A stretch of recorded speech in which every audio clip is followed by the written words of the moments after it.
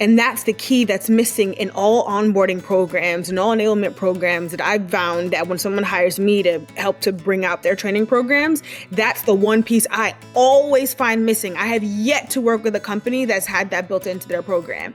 And it is, how do they tell their story first before we try to get them to tell ours?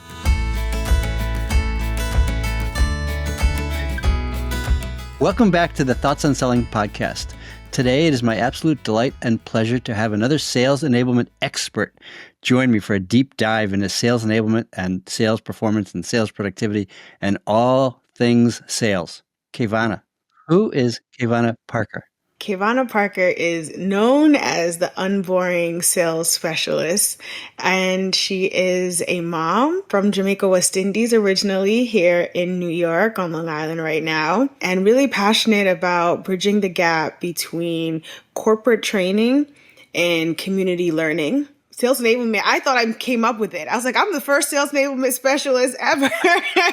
I didn't know there was a whole community. But back then, I'm 15 years in sales now. So I didn't recall sales enablement back then. It was just like sales trainers. So I never had any sort of guiding or mentorship throughout my career. So right now I'm doing that for the people that are overlooked, that are being misguided, misinformed, really making sure that they can stay. They have the tools to not only get into tech or break into tech, but then stay there. So have the right tools to be successful long term. So why do you call yourself the Unboring Sales Specialist? Yeah, so that name is a gift. I was working at Yelp and they nominated me as most unboring, and they defined it as not accepting standard as the norm, but pushing beyond.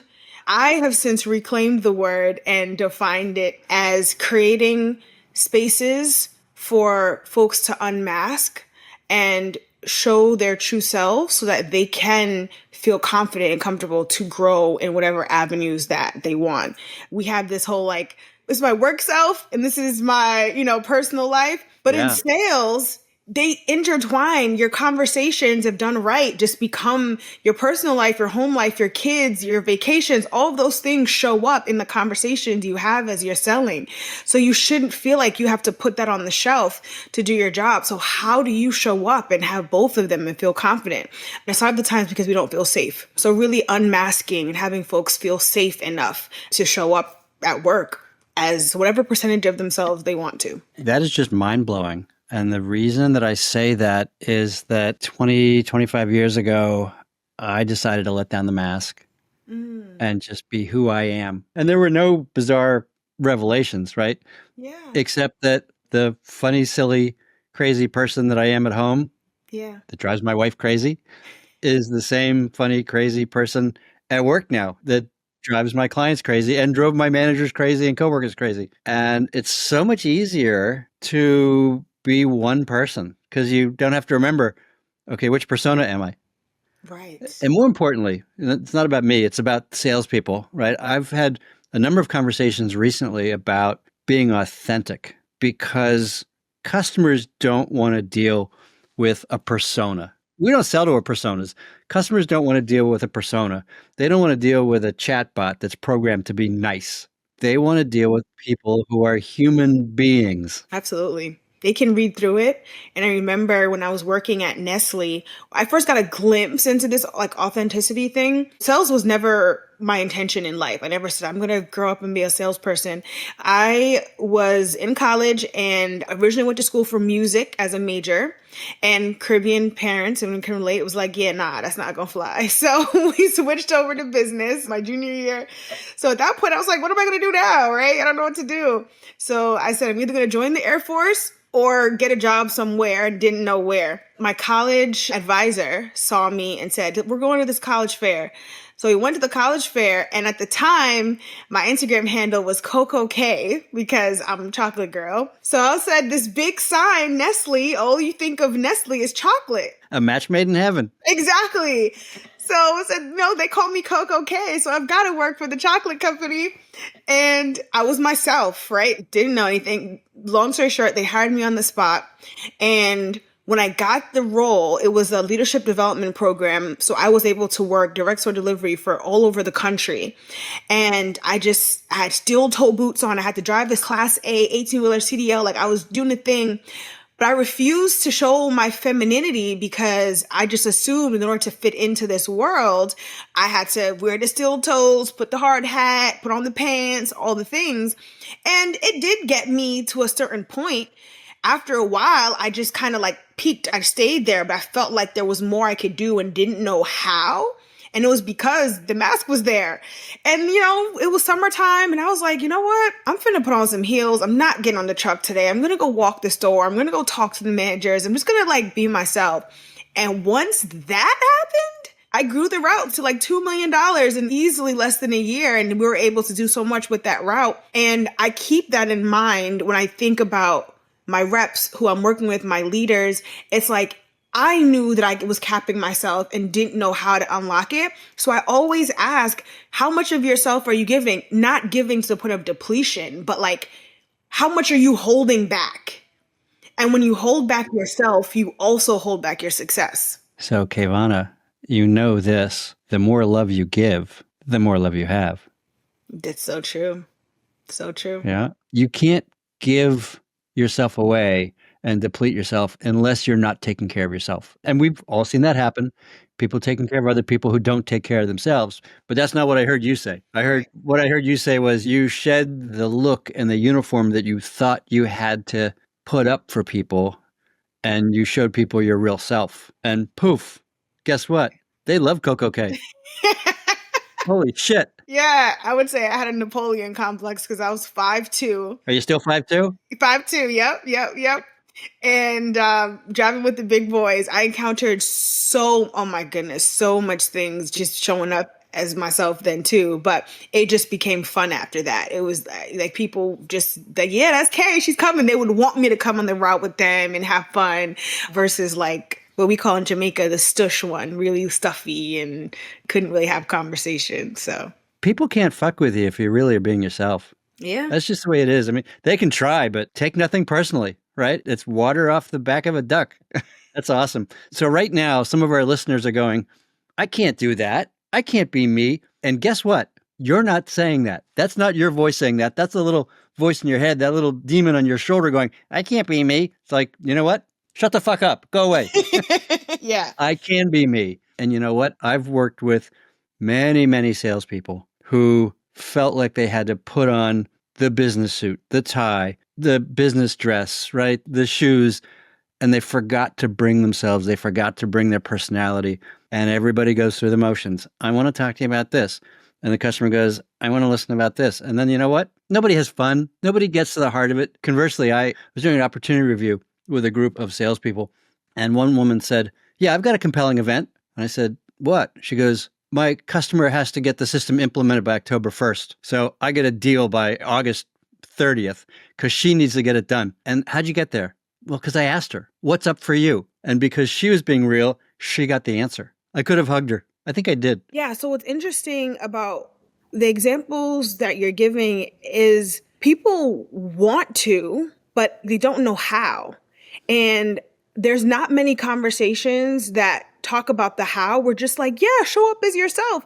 But traditional workplaces, you don't wear your suit and tie, in your living room, right? So it is a uniform, which the mask extends beyond your face, but it's also how you show up and what you wear, right? So you're finding more authenticity now because of remote work or hybrid work, because you're at home. Maybe there's a level of comfort, there's a level of unmasking that's able to happen.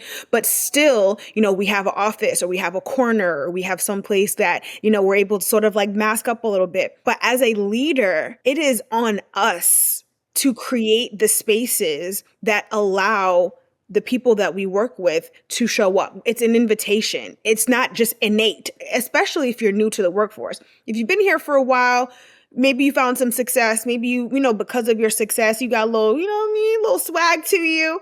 But if not, it's just intimidation. And I personally don't believe in the concept of imposter syndrome, but I understand what it is or what it's being perceived to be or how it's being communicated. And it is on leaders first. And you shouldn't be a leader if you can't show up authentically. in my opinion. And you shouldn't be leading people if you can't invite them to be themselves, because the best performance I've ever got through teams. I was working at Teachable and I was working under the VP of sales and then eventually the CTO. And the biggest compliment that I've ever gotten was that she would say, Kaivona, you can get your team to run through a wall. Like, and it's not because I'm lying. It's not because I'm doing anything crazy. It's because I understand my people and I talk to my people and I show up. And if I ain't in it today, I'm going to say, listen, I got 20%, battery's low. You know what I mean? So we have to talk action steps on how are you able to, what do you do before, after, during, when do you take a break? How are you able to sustain showing up as yourself? For some people, it's actually more exhausting to show up unmasked than it is to show up with your mask. Why do you think that is? I think for some people, the pretend is easy than the real. And it is what I believe. I believe that the country as a whole are suffering from imposter syndrome. I mean, not imposter syndrome, identity crisis. We're suffering from an identity crisis. That means that we're identifying with what we see on social media, the glimpses of it. We're scrolling on TikTok and Instagram and we're seeing certain things, certain clips, and we're saying, oh yeah, I'm like that. Or, oh yeah, that's not me. We've just made up a puzzle piece of all of these social clips that we're identifying as ourselves. But when we don't know who we are internally, all we're doing is grabbing at what we see and rejecting some and accepting others. And because we're suffering from an identity crisis, it's easier to have on the mask than it is to actually do the work to figure out, whoa, who am I? What do I like? What do I not like? Who do I like to work with? Who do I like to work with? How am I honest about that in my workplace and still meet criteria or feel like I'm fitting in or able to have the small talk conversations? I don't want to go to the happy hour, but I feel like I have to, right? So it's easier to wear the mask than it is to really show ourselves, because then we put ourselves up to being judged and criticized. And then if they don't like us, it's personal because I came as me now. If you don't like my work self, that's fine. It ain't really me anyway. I don't got to see you in my neighborhood. Wait.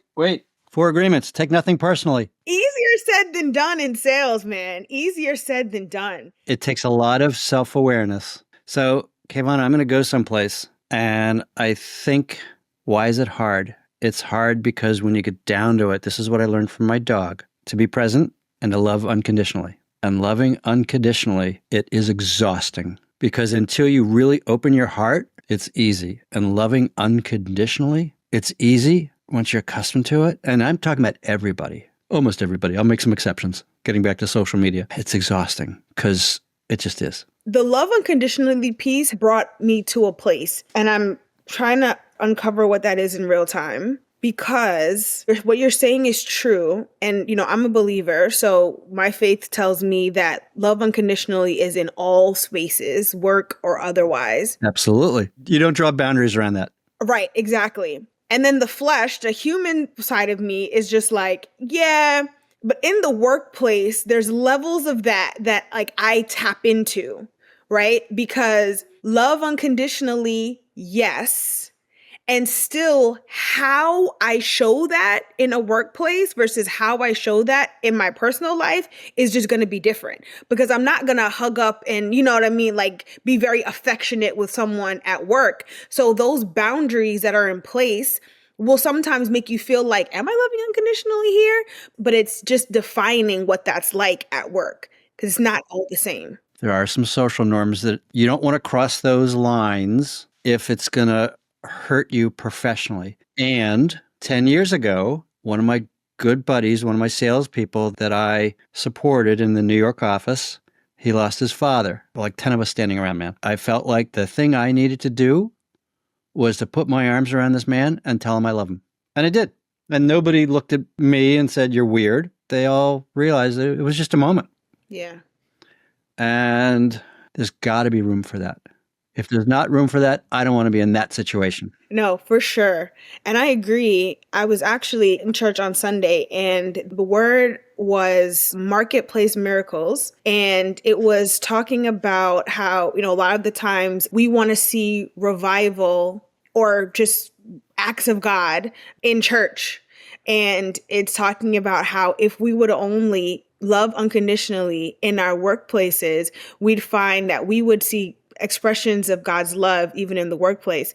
And it could be as simple as you sitting in the cafeteria praying over your food, which invites someone else to feel comfortable to pray over their food. And then all of a sudden you have like a bunch of people just like praying in the middle of the cafeteria.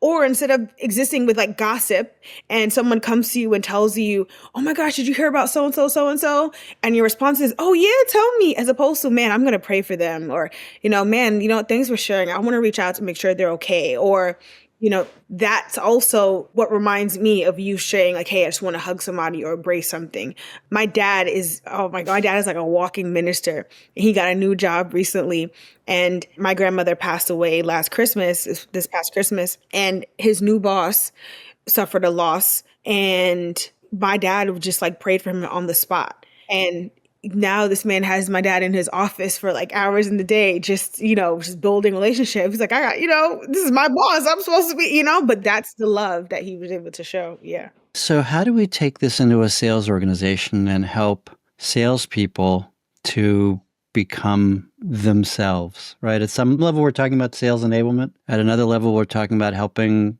improve self-awareness, improve from a business sense, creating a performance mindset, right? And I call myself a performance mindset coach. How do we take what we believe to be true and help other people benefit from that perspective? When I first started KPA, I was in search for like the greatest impact.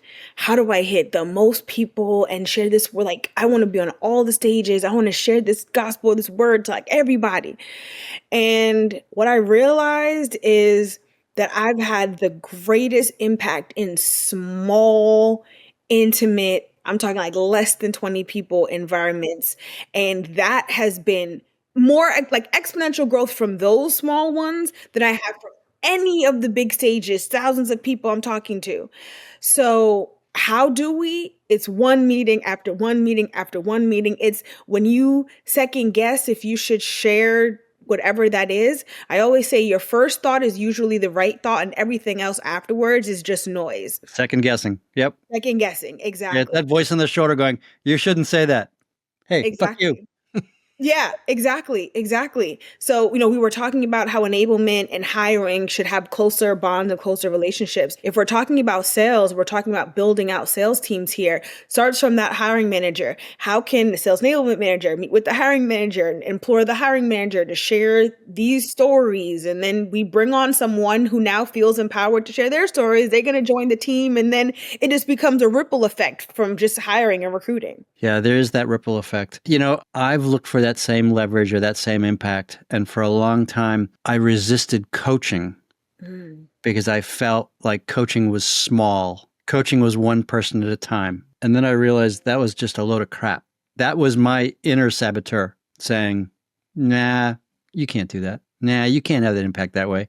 And today, I'm coaching a guy who calls on hospitals, big hospitals. And before I started coaching with him, he would talk about the IBM products. He works for a company with a name remarkably similar to IBM.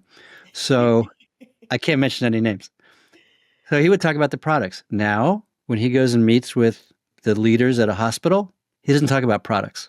He talks about patient outcomes because we've reoriented his selling approach to be value selling, to focus on what the customer cares about and what the customer's customer or the customer's clients care about. And for a hospital, the number one care about is patient outcomes.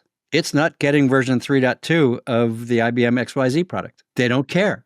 They do care about patient outcomes. And so for me, I can't go call on Cincinnati Children's Hospital. I have no ability to make that sales call. I mean, technically I could, but I can't. And, across all of my coaching clients, they're calling on dozens and dozens and dozens of organizations. So I find that leverage. I find that impact. I found that similar impact when I was at Oracle doing sales enablement, because I would tell my sales team, when I walked into the main hallway at Merck headquarters, there was no banner that said, welcome Oracle database rep. We're looking forward to hearing about Oracle 11i.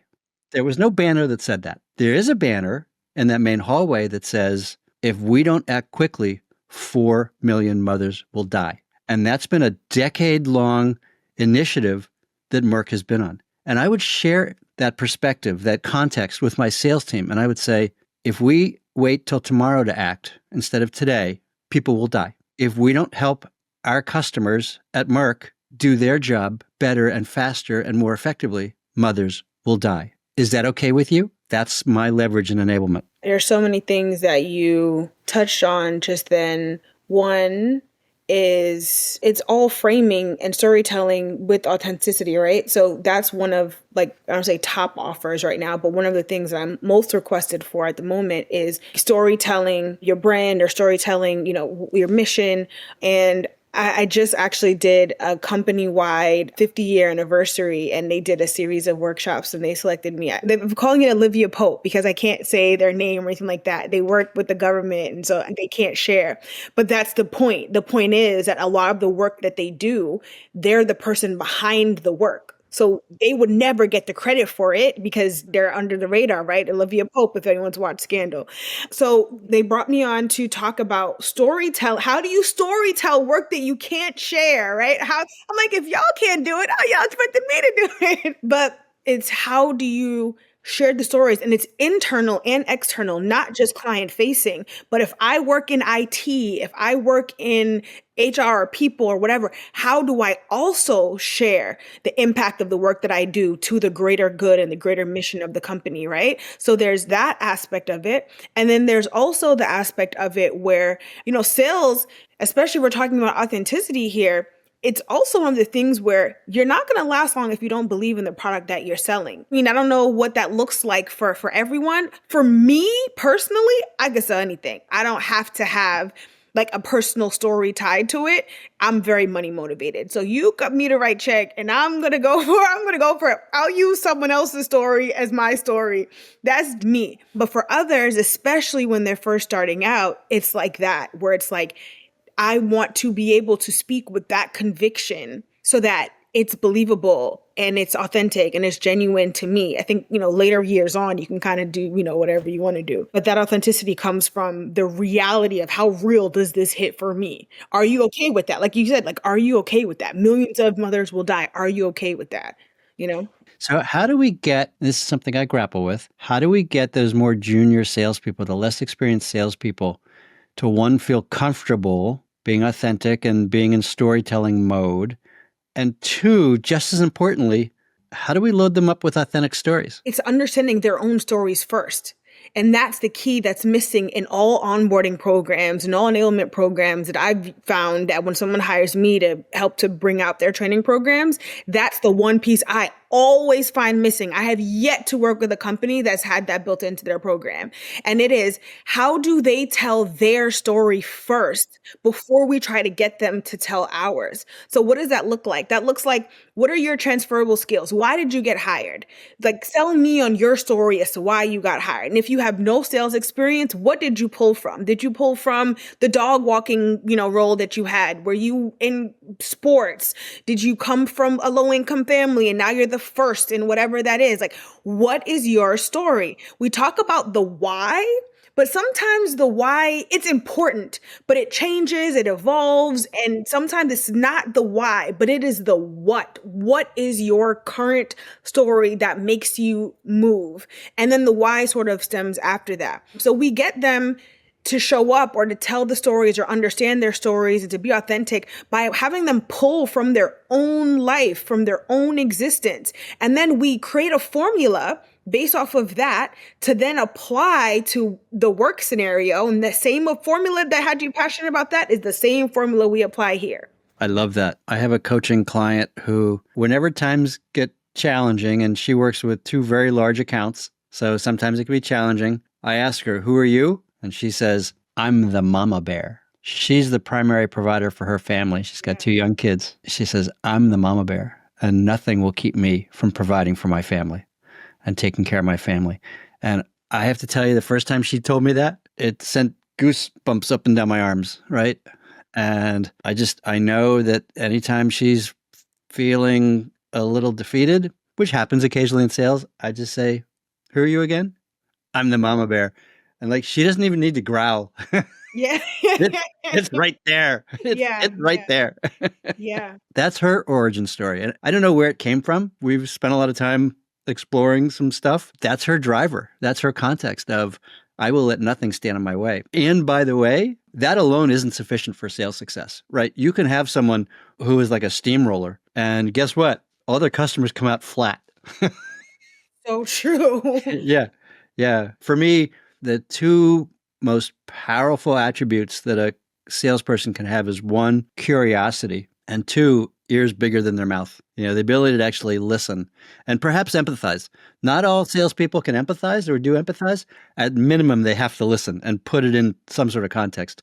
Some of the best salespeople I've ever worked with are empaths. They just know where to go. Some of the best reps with discovery calls I've heard were from empaths. And you just have to focus on the closing, because then it's like them, they have to push past like the objection handling, that sort of thing, because they really internalize that story and then wonder, I give this example often. I called this rep that I was working with Eeyore.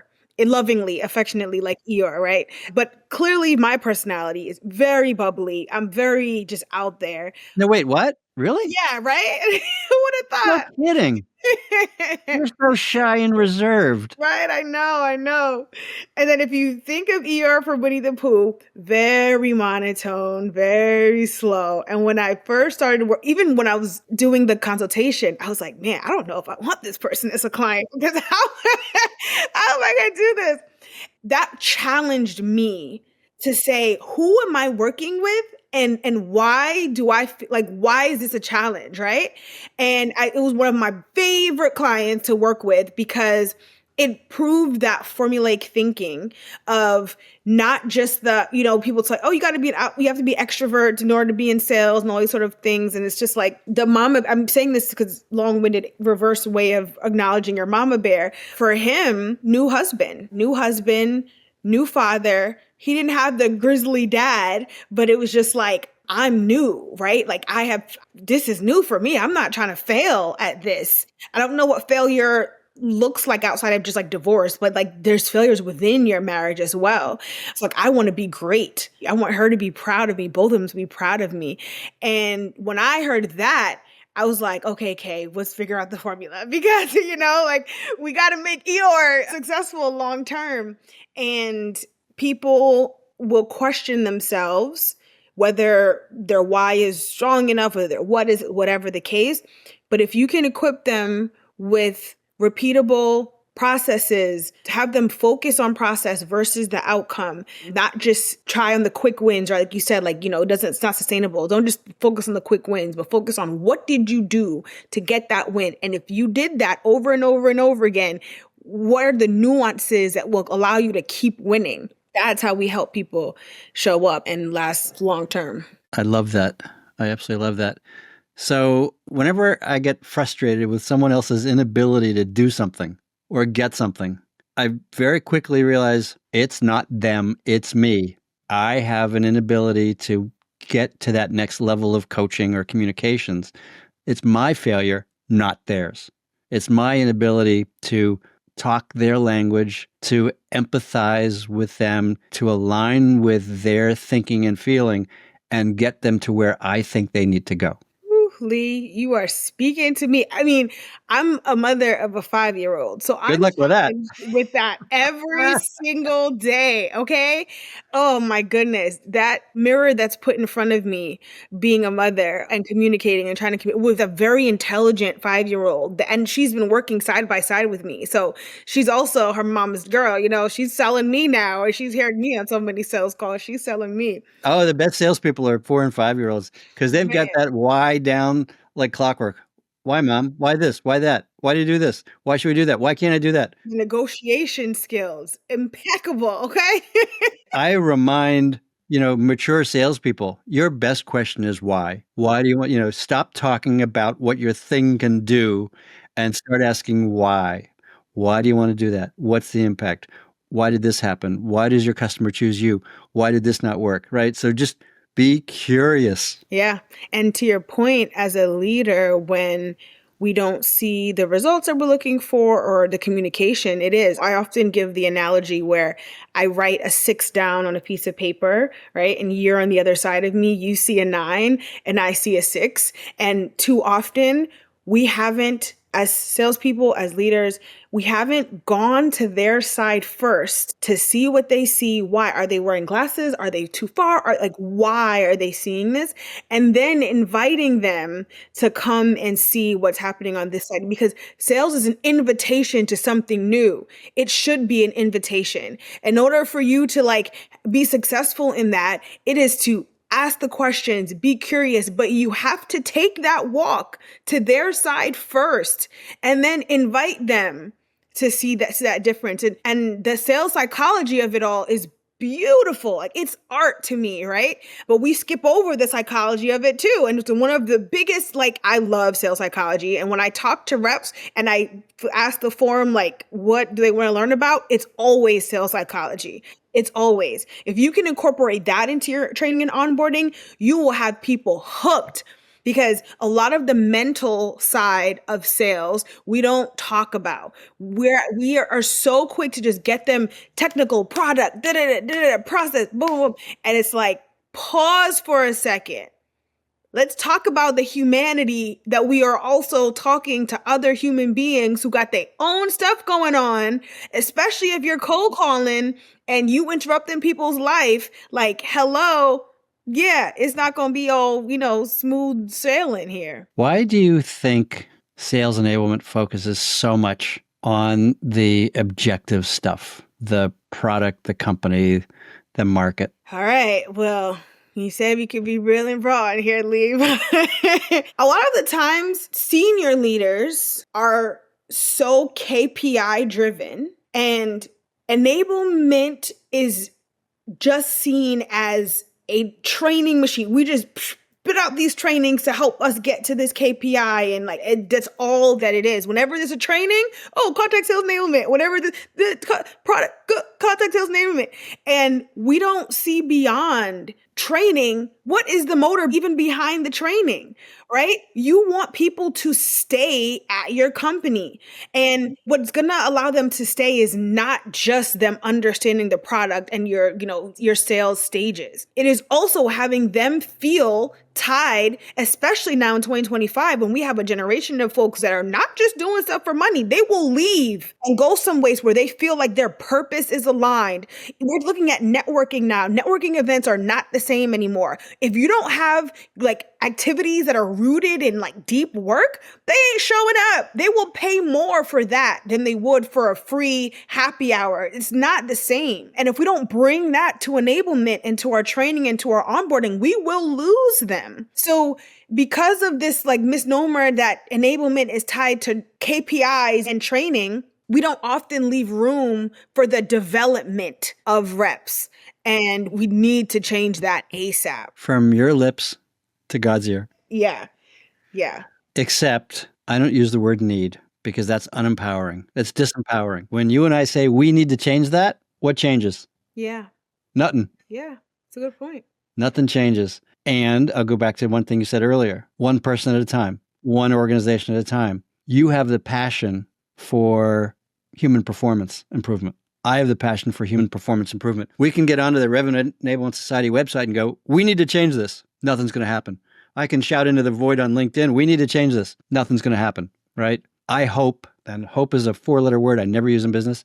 I hope that one person, you out there, one person listens to this and says, oh shit, we're doing it wrong. We got to drop this KPI crap and actually focus on being human beings in the selling process. One person. Yeah. And I'm curious what you replace need with, if you do, or if you just don't use it at all and just talk action steps. So we could touch on that.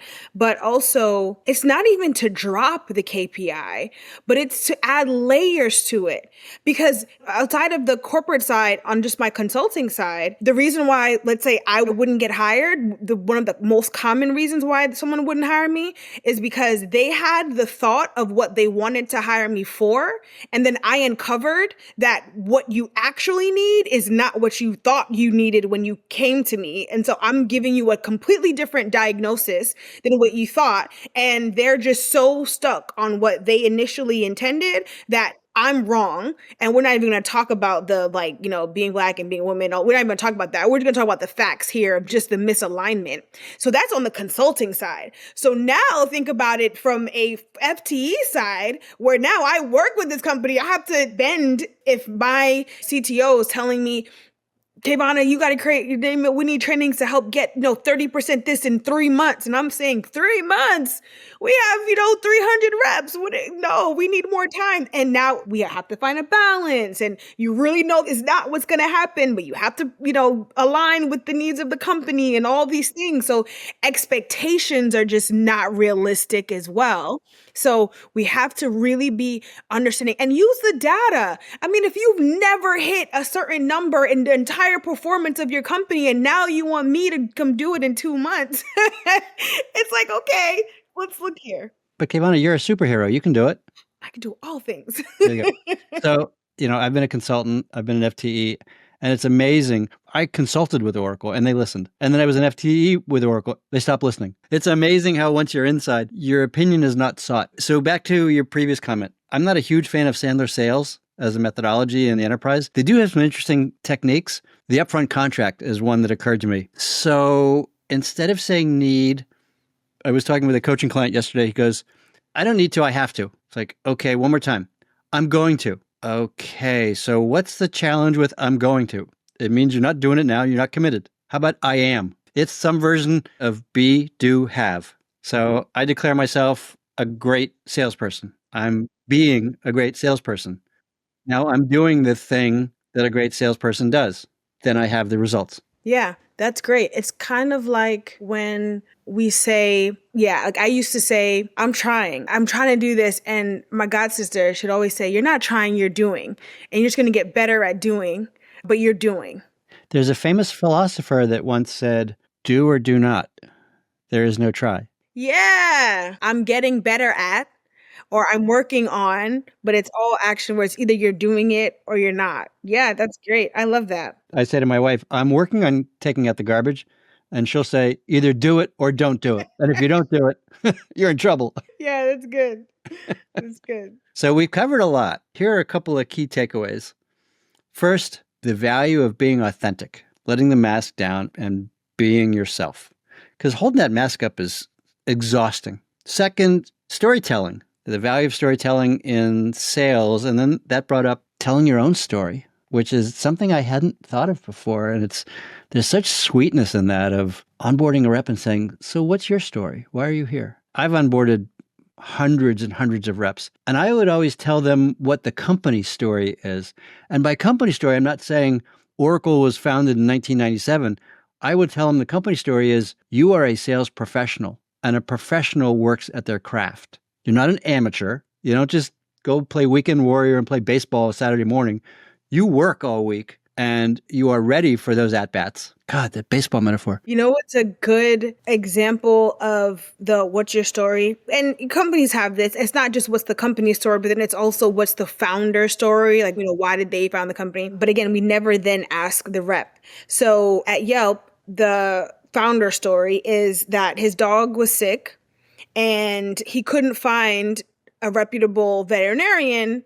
So he's like, well, how do I know what I'm going to build Yelp? So then to reframe, and whether we ask this in this order or not, doesn't matter, whether they know the company or the founder's origin story or not. Why are you here? And then why you think you're here is also two different questions. Why you're here. Oh, there we go. Why you're here, why you think you're here, and then also the why this company. And recruiters ask that question in interviews, but they don't really want the answer for real. And quite frankly, when I work with clients, there's versions of that answer because they know that there's an answer that they want to hear here, right? So how do we craft that story where it invites them to give us, an invitation to the next round, but also gives them a glimpse into that authenticity of who I am as well. So that question of like, why are you here? Why do you think you're here? And then why insert company? But we have to really want the real answers for that. We can't come with our own preconceived thoughts and then get disappointed. We have to come open with that. That's the empathy piece, the active listening piece, the 2 ears, 1 mouth piece. So yeah.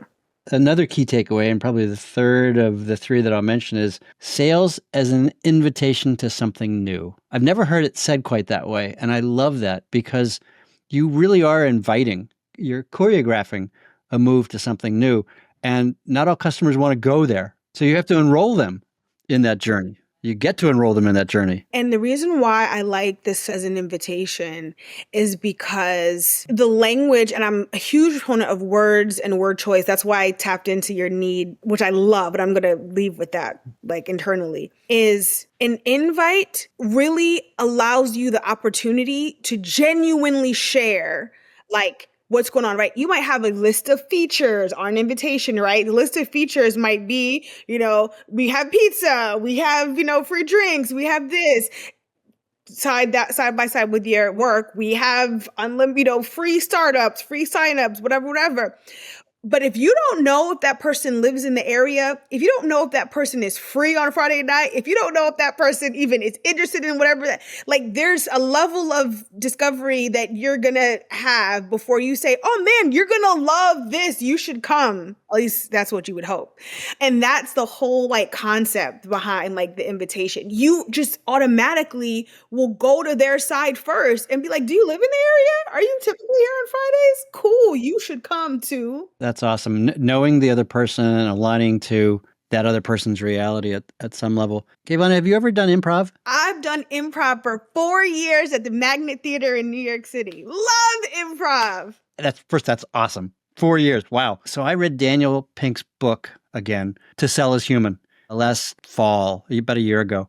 And he made a statement about improv in it that stuck with me, that improv and enterprise selling are the same thing.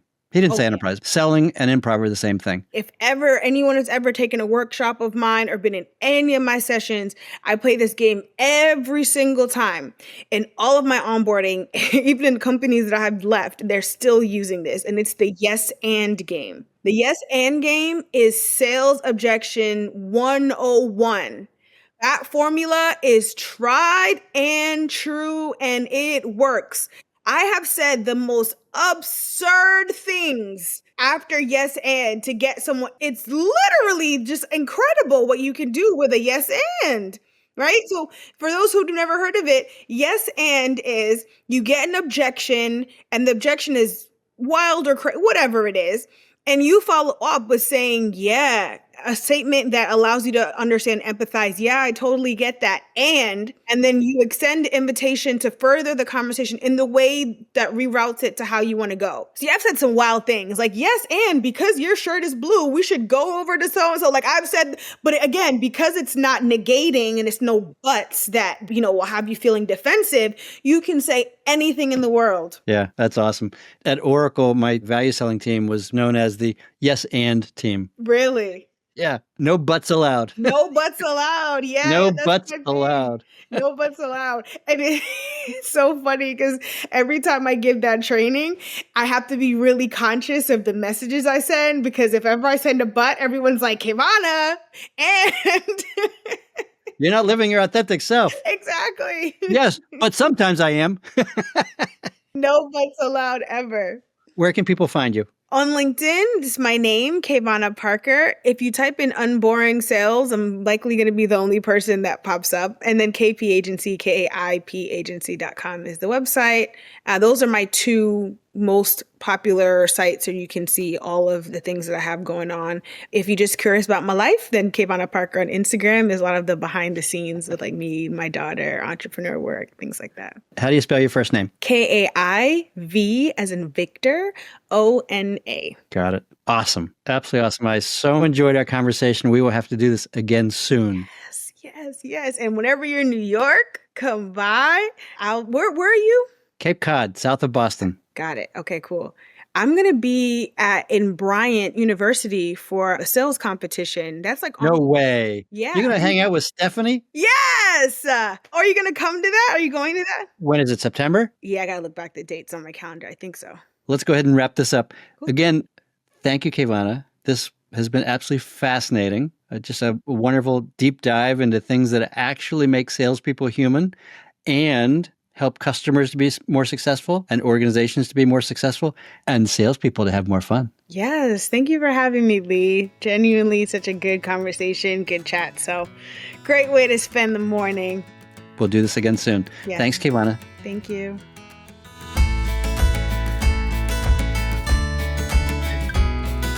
Another deep dive into the topic of sales excellence and the performance mindset. If you found this conversation interesting, I would appreciate it if you would share the podcast with a coworker or two. And to explore this topic in more depth, send me a note via the contact form on podcast.thoughtsonselling.com or find some time for us to talk at meet.acellergroup.com. Thanks.